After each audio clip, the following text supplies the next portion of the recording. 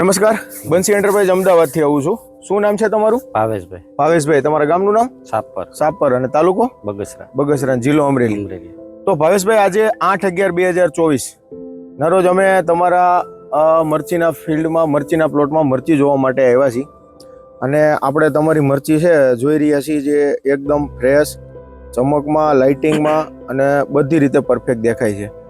અમે બીજા પણ પ્લોટ જોયા તમારા બગસરા તાલુકામાં, પણ બહુ વરસાદના લીધેથી મરચીમાં બધાને બહુ પ્રોબ્લેમ છે. જ્યારે તમારી મરચી જોઈ રહ્યા છીએ જે એકદમ ફ્રેશ અને બધી રીતે પરફેક્ટ છે, બરાબર? તો ભાવેશભાઈ, મને એક વસ્તુ કહો કે તમે આમાં વસ્તુ શું વાપરેલી છે? નીચેથી શું વસ્તુ ભાવેશભાઈ વાપરેલી છે? નીચેથી પાયામાં ઉર્જા, ફાસ્ટ, ડિલાઇટ આ બધું વાપરેલું. ઉર્જા, ફાસ્ટ, ડિલાઇટ આ બધું તમે પાયામાંથી વાપરેલું છે, બરાબર? અને ભાવેશભાઈ, ઉપરથી શું વસ્તુ વાપરેલી છે? ઉપરથી સીઝર, શૂટર, વિટારા અને ઉર્જાના સ્પ્રે લીધેલા. સીઝર, શૂટર, વિટારા અને ઉર્જાના સ્પ્રે લીધેલા છે.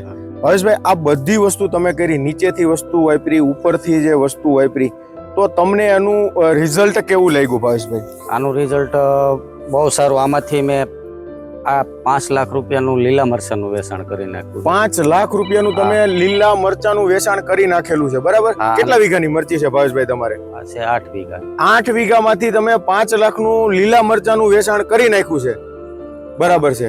અને છતાં આજે આટલું મરચું આ મરચીમાં ભર્યું છે, બરાબર છે? આ બીજા રાઉન્ડ ની અંદર આટલું મરચું આવી ગયું છે અને હજી ફૂટ બધી એવી એકદમ છે કે હજી આથી 3 ગણું મરચું નવું આવશે, બરાબર છે? 5 લાખનું તમે વેચાણ કરી નાખ્યું, છતાં એટલું મરચું લાગેલું છે, બરાબર છે? તો તમને જે બંસી એન્ટરપ્રાઇઝ ટીમ વતી જે ટ્રીટમેન્ટ કરાવવામાં આવી, મારે ગયા વર્ષથી જ હું બંસી એન્ટરપ્રાઇઝ ટીમ દ્વારા ટ્રીટમેન્ટ કરું છું, બરાબર?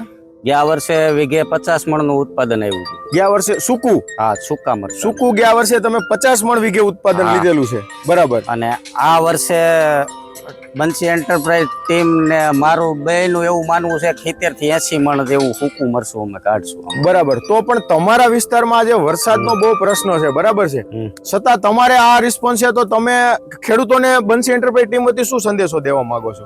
ખેડૂતોને એ સંદેશો આપીશ કે પાયામાંથી જ આ ટ્રીટમેન્ટ ચાલુ કરે, બરાબર? અને ઠેઠ સુધી એમને આ માર્ગદર્શન ઉપર ચાલ્યા જાય તો ઉત્પાદન 100% આવે, બરાબર? તમારે ખેડૂતોને આ સંદેશો આપવો છે.